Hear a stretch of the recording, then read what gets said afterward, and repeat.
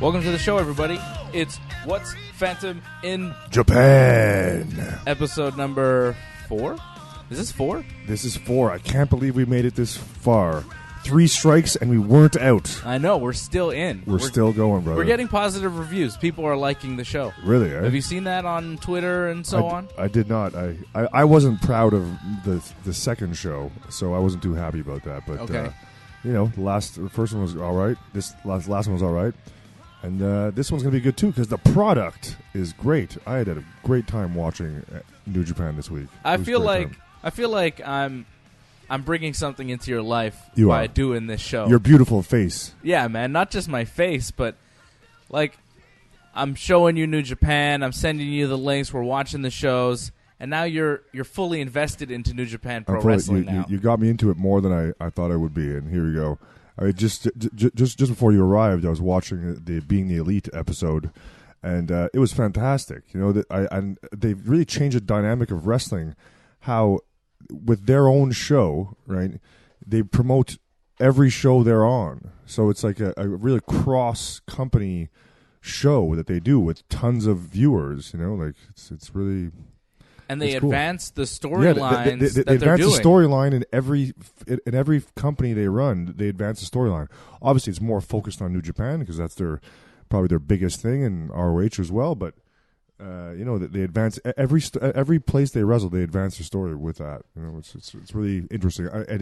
It shows like whoever books them that the price they charge, they almost have to figure that into the price that they're doing cross promotional stuff here, and we'll get some exposure. Well, that's it. It's worth more to have the Young Bucks or Cody or Hangman or Marty on your show because it gets promoted on Being the Elite. Your show gets to be seen on Being the Elite, and that's a huge audience now. And it's cool that.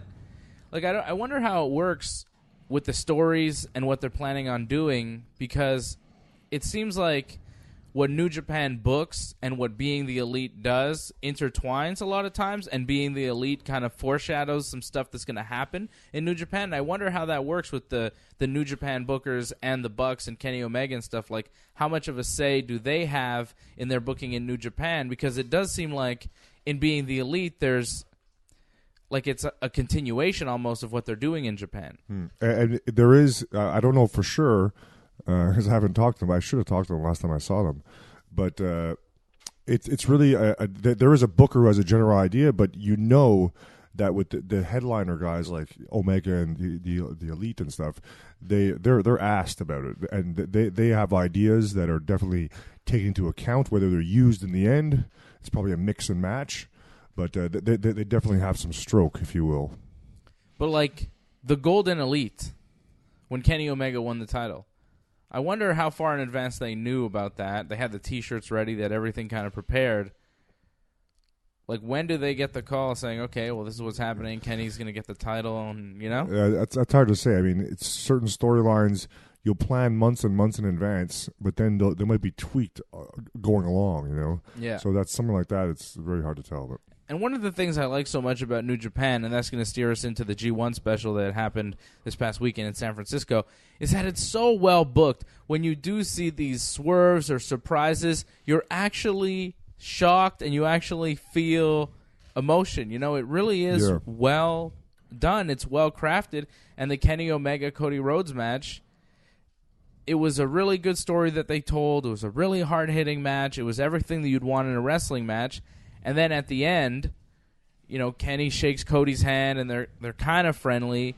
And then the Bucks and Kenny, they celebrate, and they're celebrating on the ramp. And the Tongans come out, Tama Tonga, Tonga Leo, and Haku, their father. He comes out, and they're all celebrating together until the Tongans turn their backs on Kenny and the Bucks, the Elite, and they start attacking them. And then other Bullet Club members come out, and the Tongans beat all of them, and then Cody comes out, and you're like, oh my God, what's Cody doing here? And Cody takes a beating as well, but he was trying to help Kenny. And they've had this long feud over the Bucks and over so much in New Japan that it kind of came to an end in this match, and it steered us in a new direction now with, you know, Haku still around and Tama Tonga as the the focus.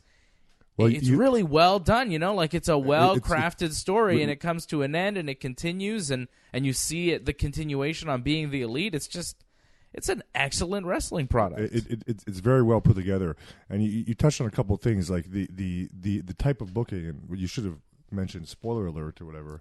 But at the end, this is a review. Yeah, we're reviewing things here. But at the end, when the Tongans turn on the Bullet Club and beat the shit out of all of them, Cody comes to the ring with the chair. Or sorry, he just comes to the ring, and then the Tongans give him a chair. Like he doesn't attack them right away. He gives them the chair, so the audience thinks, oh, so it's Cody put them up to it, right? Cody put them up to it, so and Cody's gonna, he's gonna whatever be the bad guy. Yeah. And then he turns on the Tongans, but he didn't really turn. He just stood up. He stood up for the Bucks and Kenny. He basically he face turned right there, and then he gets his ass whooped, which is great. And even that little setup, how he did it, he like hit one of them in the stomach, hit the other guy, going for another hit, and then Haku takes the chair out of them, and he turns around into that cutter or whatever Tonga does.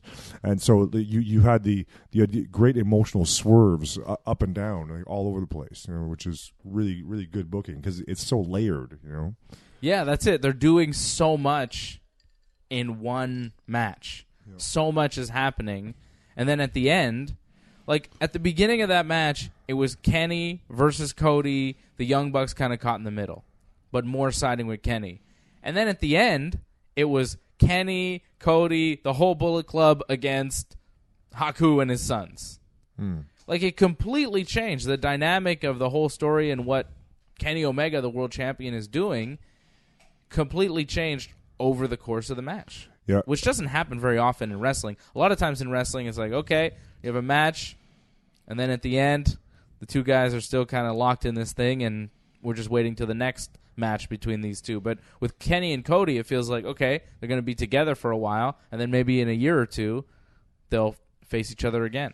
Yeah, I mean, and you don't want you don't want, I mean, like a straight up attack at the end of the match that happens so often.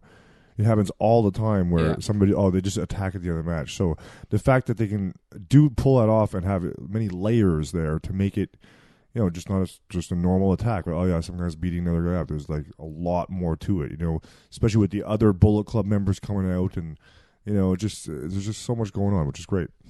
Anyway, and that match, the Cody-Kenny match, that was a fantastic match as well. I thought Cody really, really went for it there, like taking that awesome bomb, which it looks like a bit fucked up because the table didn't break. But it looked worse because the table didn't break. Yeah, that's it. He really hit the ground hard, but the table a leg did absorb some of the impact, so it wasn't a straight fall to the floor. But it was sick. And then I like that Japanese psychology where he basically brings him into the ring into that, give him another move, and just pins him. Clean out. Not because he's hurt, so he's like, okay, it's time to finish it here. One-winged angel, boom. Yeah, and it was great. So that was great match. I like how it was clean too. There was no interference, obviously, until the end. But it was a very, very clean out match, which I that's what I like. I like about New Japan. Like, people beat the shit out of each other, and one guy wins that day. That's it. And on any particular day, a lot of times almost anybody could win as well. Which it just and that's part of their deal. Like, oh, this was this guy's day. And that's it. It doesn't. A lot of times it doesn't go beyond that. They might mention later on, "Oh, that was my day," but the next day the guy could lose. Well, that's it, and it's like real combat. Real combat is like that. Real fighting is like that. For the most part, say a Kenny Omega is going to beat Cody 7 times out of 10, but then once in a while Cody might win. Yeah, and that's how fighting is. That's how it really works. Yeah, in real life, that's how it works. I was surprised at how Marty Scurll and Hangman Page really took Hiroshi Tanahashi there and Kushida. That was a quick match, almost too quick for me. I thought they beat them up too quick. It was like 10 minutes or something. I feel like that match was just it was the third match on the card. It wasn't really a big match. It was. There's a little bit of filler. Yeah, that's it. It was just okay. we're going to bring Tanahashi to the States. Here's Tanahashi in this match, and we're going to continue this thing with Hangman and Tanahashi, and I guess Skrull and Kushida, but like not much is going on there really. But I think Hangman and Tanahashi eventually are going to have a big match. Are they going to face up in the G1? Because we're previewing the G1 here too, and I guess this is our July podcast. This is a monthly podcast, so we'll reconvene in August at the end of the G1. After the G1, after the finals, and we'll recap the whole tournament. When is the final? So we're going to preview this thing. Finals are August 8th, 11th, is that it? August 11th is the last... Cool. Hang on. August 11th is the last... bracket match. But then bracket there's finals, match, right? But then there's the finals, and I will give you the exact date on those finals in just a second here. Because I do have the whole bracket in front of me. If WWE had something like this, it'd be pretty cool. It's a month-long tournament. You listening, wherever you're listening, you should check out the G1 Climax brackets. It just shows how much wrestling there is going on, and all these interesting matchups. People, just everywhere. And what I really like too is the profile pictures a lot of these wrestlers have. Yeah, it's pretty awesome. Like I was talking with Dave before, Yoshihashi. He's with a goat, and there's tons of different wrestlers are eating stuff. Like Elgin's eating, Tonga has a coffee. Ibushi's eating as well. Omega has like a big, I don't know what it is, a beer. Yeah, I don't know where. This is not like the official bracket from New Japan. This is some website I got it off of. I don't know where they got these weirdo pictures of these guys from. But the finals are going to be on August 12th. So the last block matches are August 11th, and then the very next day, August 12th. And this thing's going to kick off July 15th. Cool. So 15th, 19th, 21st, 26th, 28th, and then August 1st, 4th, 8th, and 11th, and then the 12th is when you're going to have these G1 tournament matches. Can't wait. And, yeah, it's great. It's amazing. All these guys are going to wrestle each other over the span of a month. We have Minoru Suzuki, Jay White, Bad Luck Fale, Hangman Page, Togi Makabe, Yoshihashi, Evil, Michael Elgin, Hiroshi Tanahashi, Kazuchika Okada. All those guys in Block A will wrestle each other over the next month. And then in Block B, you have Tama Tonga, Kota Ibushi, Tetsuya Naito, Kenny Omega, Juice Robinson, Toru Yano, Sanada, Zack Sabre Jr., and Goto. Why do you think a guy like Hiromu or Dragon Lee weren't in any of these blocks? Well, this is a heavyweight tournament. Oh, is it? Okay. Yeah. Now that makes sense. They actually just had the Best of the Super Juniors tournament last month. Okay, that's true. Right, that Hiromu won. Yeah. And then wound up getting the title shot, because the winner of this thing gets a title shot at the IWGP Heavyweight Champion. Heavyweight Champion. Which is odd, because Kenny Omega is the champion, and he's in the tournament. All right, learn something every day. I just thought it was a general tournament, so it's a heavyweight tournament and a junior tournament. That's it. Makes perfect sense. Now, Dave Hiromu had an incredible match. He's the champion, the junior heavyweight champion. He had a crazy match with Dragon Lee at this G1 special. I'd call it the match of the night. You think? There's something with the psychology of Kenny and Cody? No, it doesn't have that, is what I'm saying. Yeah. I mean, but not every match can. But there's something about the psychology of no selling moves that I can deal with a certain amount. They roll out of a lot of German suplexes. Yeah, they exchanged, I don't know what it was, 10 German suplexes in a row, and then they just get up and start striking each other, So I don't know. I mean, I get it. It's to some degree it's cool, and I respect certain aspects of it, but it's ferocity. I feel it's done a little much.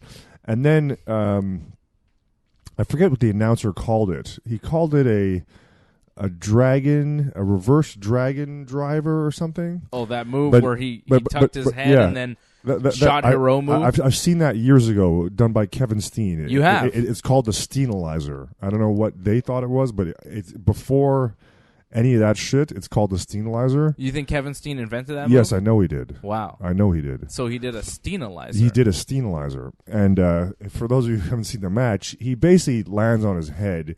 He flips him over, and he lands on his head he's lucky he didn't break his neck, honestly. The way he may have. The way he hit, and he may have, and slid, that was just a really, really rough, bad move.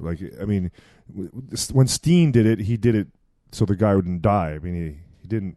it didn't feel good because you still land stiff on the back of your head into the shoulders. But this guy, he just hit right up on his head, and he skidded across the ring on his head. Yeah. And then within a minute, he won the match. Which, see, again, there's a bit of no selling there, where that's like a death move. It's like, oh, you just did that, you're fucking dead. Yeah, you know, like, should that move ever be pulled off, like the way that Dragon Lee did it? No, like he didn't want it to. He didn't want it to be that bad.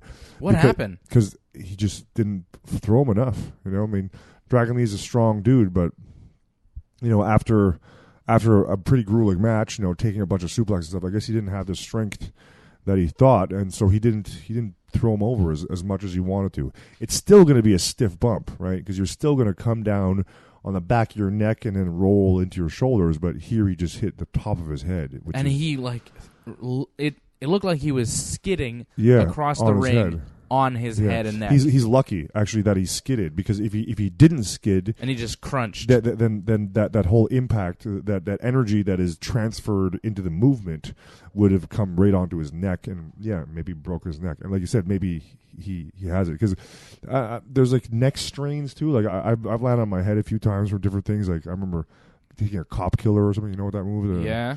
And these similar kind of bump in the sense that you're going to land hard, you know, depending. And I didn't break my neck, but my neck was sore for a year, like legit. Wow. You know, like every day, like down from the top of your skull where the neck starts all the way into your mid shoulders. You're gonna feel that shit for. Did you get that diagnosed? Like, what was that? Yeah, he just said the doctor said it was just an extreme strain, you know, and I'm lucky I didn't break my neck. Simple as that, you know? Well, the word on Hiromu was that he collapsed backstage after the match. He was rushed to the hospital. Oh, yeah? And it was like a possible broken neck. Totally. But then the latest word is he's back in Japan, and his neck is likely not broken, but we're not sure what the condition of Hiromu Takahashi is right now. But that match was, I think it was a little bit too much. It was a little too much, but it was incredible at the same time. Like, it was really fan, violent. It's great to watch, but that's it. It's great to watch. You see these great moves and you see this death-defying stuff. People get suplexed out of their pants over and over and over and over and over. And if Hiromu doesn't go to the hospital afterwards, it's just an amazing match and nobody questions it. Yeah, but I still would question it again because you know, as a fan, it's great. But I think there's people in the business, especially like a guy like Cornette, would fucking hate that shit. Yeah. Just because there's no selling. There's no selling. It's a very different style of selling in the sense that you're not selling much, you know? But at the same time, selling on the suplex, I feel, is overdone. Yeah. Like, when you get picked up and dropped on your back, you really have to lie down for like 30 seconds afterwards, or can you pop back up? You can. Like, I mean, if somebody picks me up and slams me, and it's happened to me, you know, I've been slammed doing wrestling or jiu-jitsu or stuff like that. You get tossed around, and you don't just sit there and sell. You keep moving. Yeah, you keep moving. But the thing is, after 10 suplexes, maybe you sell a little bit. Sell a little bit. But I understand in pro wrestling it's a different type of thing. But I also like sometimes when guys get hit with a suplex and just kind of roll out and keep going. Yeah, I agree. I mean, because not every time you're going to get dropped on your back, you're going to say, "Oh, that's it for me." Yeah. And then 2 minutes later, you're back up on your feet and you're kicking ass again. It's what? And that's where there's the fine line, right? There's a fine line between no selling, different type of selling, because I mean, you should want to protect the business to a certain extent, but you also. You don't want to stay so conservative and boring that it's like, you know, you're selling half the match. Yeah, so you have to challenge. It's weird, like without ruining the business, you know, you can challenge it and make it better, you know. So, but again, it's a fine line, and it has to be a set up properly. You know, you can't just fucking start selling or start no selling suplexes without a story behind it, or you do end up ruining the business. You know, you gotta. It's a fine line. But that Hiromu Dragon Lee match did not ruin the business. I don't think it ruined the business. No, but again, the purists will see no selling 10 German suplexes as he's fucking with the business. You know? Yeah. But it's also different too. But they'll with, see with Kenny juniors. Omega and Cody Rhodes as doing that to the business too. Like they don't like that, and you know, and a lot of the stuff Cody took, like you could say, oh, that's a match ender right there, but they kept going. You know, for Cody's father, you know, half the stuff Cody did, it would be over for Dusty. You know, he'd be done. But it's a different day. It's a different generation, and that's what I think we appreciate about New Japan is that they really bring the violence that no other wrestling company is bringing. Yeah, I mean, and that's what's one of their deals. I mean, something like a power bomb. You know, you'll see a power bomb in a lot of matches. You know, it's more of a it's still a big move, but it's not a finisher in itself. It can be, yeah, but only after a long match is the power bomb going to be a finisher. Yeah, you know? Or if you get hit really hard, like you could get the wind knocked out. You could get knocked out with a power bomb. Yeah, like no doubt. And that's the thing about suplexes and slams. Like I've seen in the UFC, guys get picked up, they get power bombed, they get slammed, whatever. They go unconscious. You know, it happens. I mean, in real life, exactly. Yeah. You like can't fake gravity. There's a certain amount to taking a bump and absorbing that impact. But you know, it happens to the best wrestlers where you lose. You lose concentration for a second. You don't bump properly. You smack your head, or you lose your breath. I mean, it can mess you up. You know. So, but back to what we're saying, I find that you know a move like a powerbomb doesn't have to be a finisher, and also depends how it's done. Like if anybody in Japan would pull a Batista bomb, that'll never be a finisher because it's so fucking weak. You know, it's so weak. You can never do that. A power bomb in Japan, you're going to land properly. You're going to land with that boom, that thunderous, not so lazy and weak as a Batista bomb.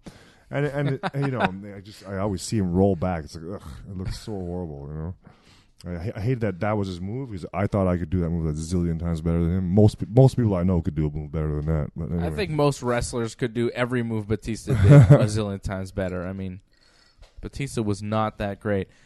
Juice Robinson is the new IWGP United States Heavyweight Champion. He beat Jay White in a pretty good match, about 24 minutes. You didn't see it? You didn't send me it. I didn't send it to you? You didn't send me it, you piece of shit. Oh, no. I really thought I did. No, you didn't.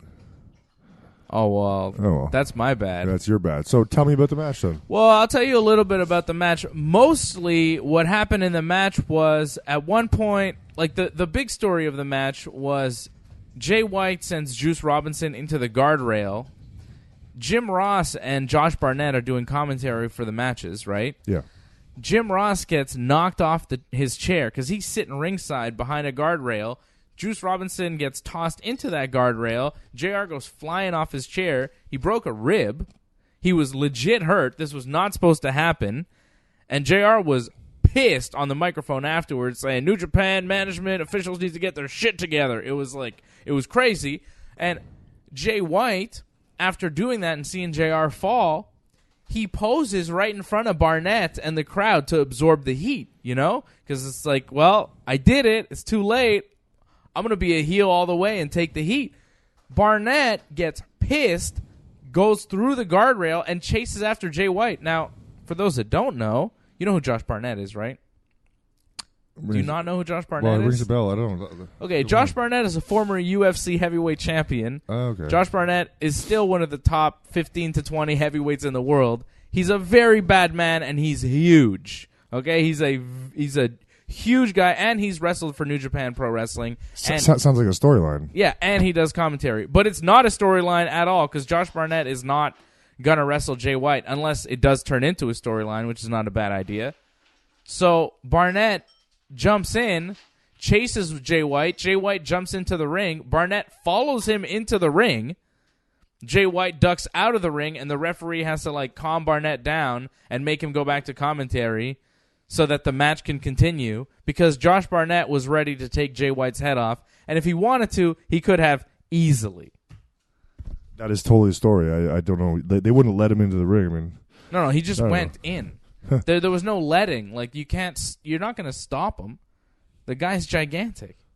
And he's a top-level grappler. Well, I wish you to show me that. I forget what match it was. Where something similar happened where someone gets thrown into something, and this older man got hit in the front row. What match was it? Anyway, they didn't sell too much, but they went to see about the old man. Are you okay and stuff? But it wasn't in his knee. You're talking about?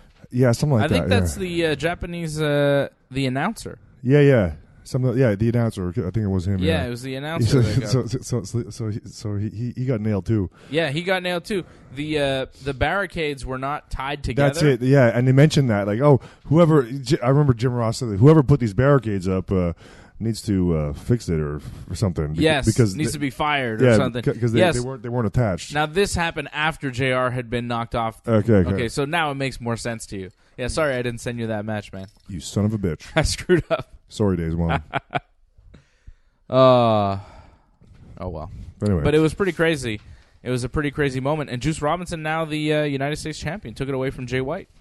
So big win for Juice. His first major title in all of wrestling. The guy was in NXT and didn't really catch, you know. But now he's in New Japan and doing really well for himself. The Young Bucks retained the IWGP Tag Team Championships.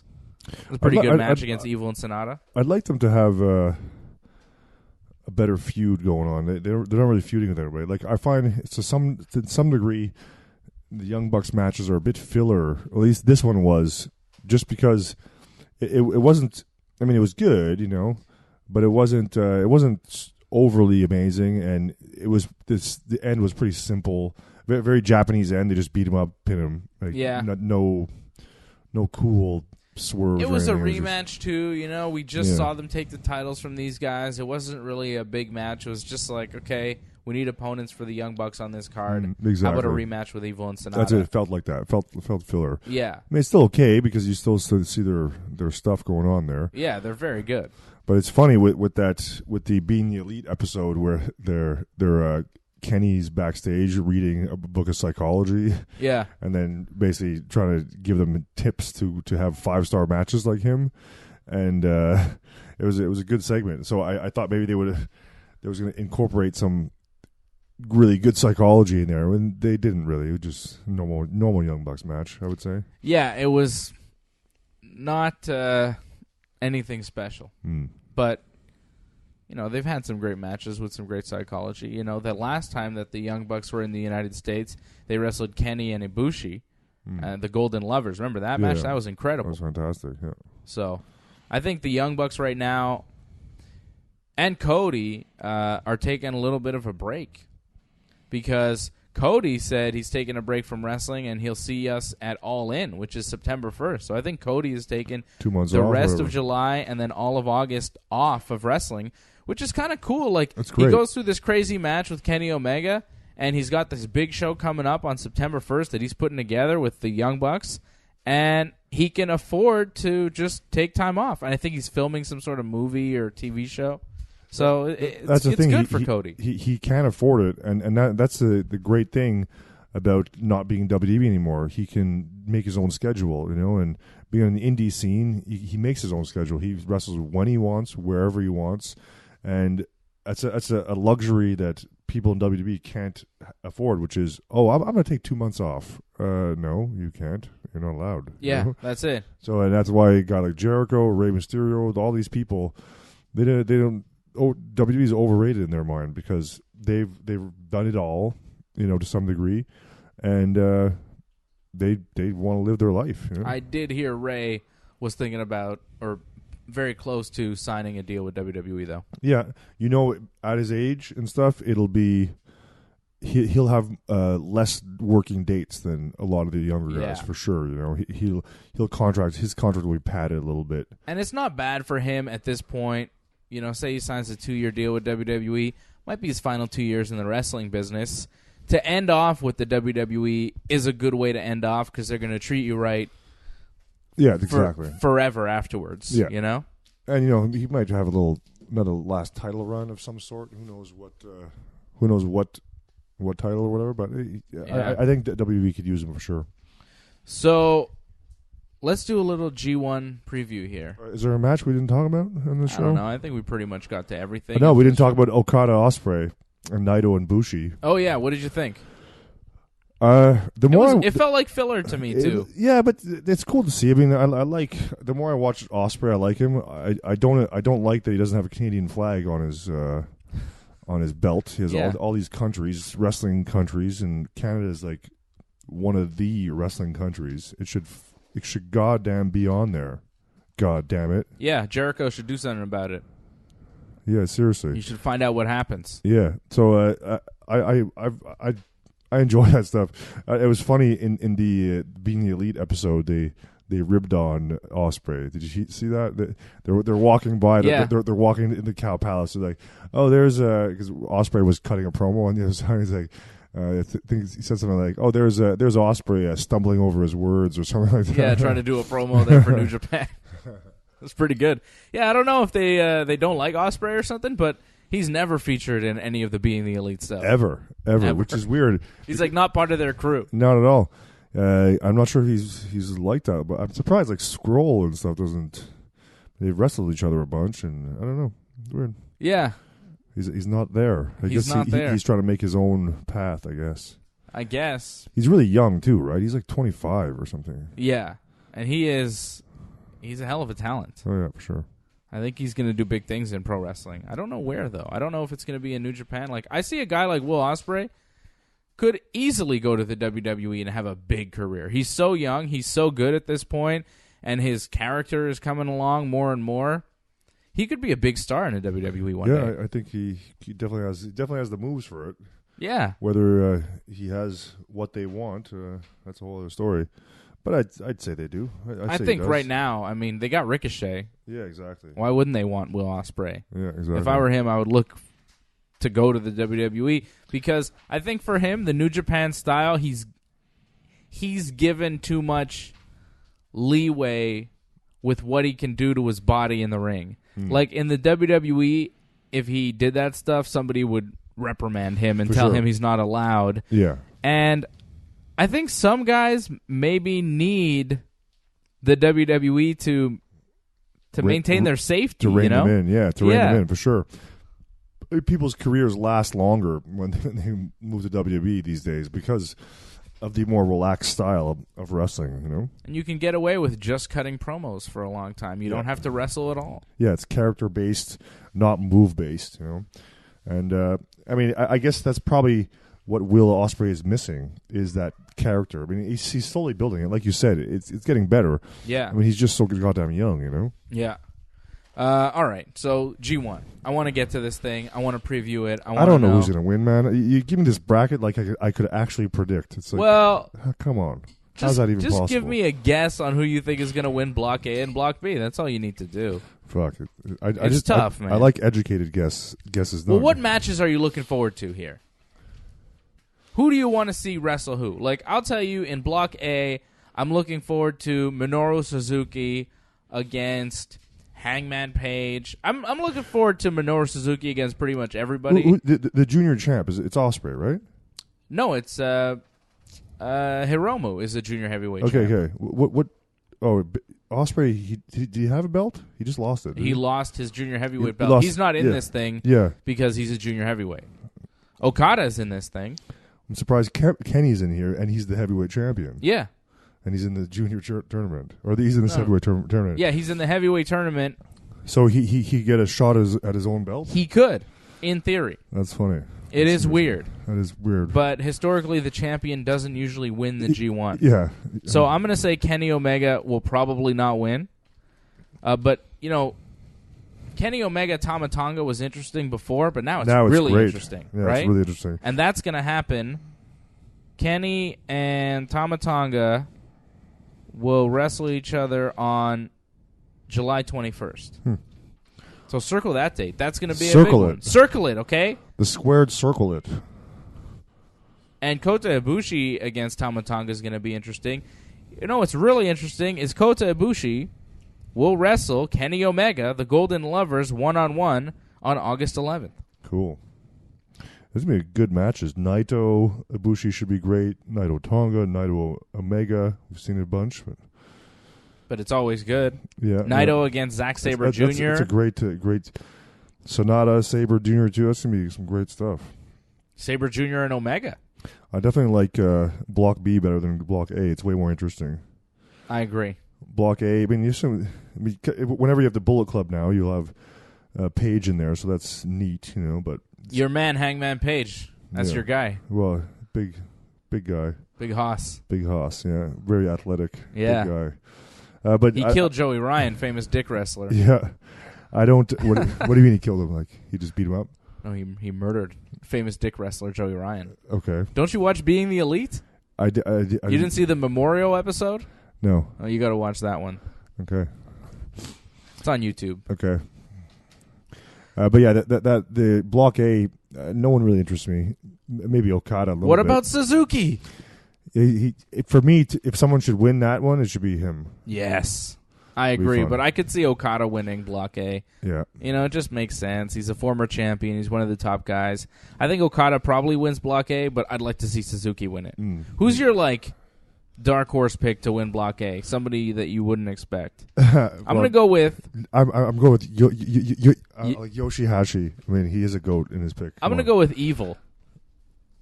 Yeah. Remember, Evil was the one who chased Jericho out of the ring when Jericho was beating up Naito after their match. Oh, yeah? It was Evil. So I'm going to go with Evil as my dark horse to win Block A, but probably Okada. And then Block B, I think Ibushi wins. Kota Ibushi. My Block B sleeper. Who's your sleep? No, my Block B front runner would be Kota Ibushi, and my sleeper pick would be Zack Sabre Jr. And I think he would be Zack Sabre Jr. won the New Japan Cup a couple of months ago, and if he won this, I think it would be a big surprise. So I'm going to say Zack Sabre Jr. or Kota Ibushi win this thing. I want to go the one who should, Tonga, just because of the whole storyline going on, and that'd be neat against Kenny. Yeah.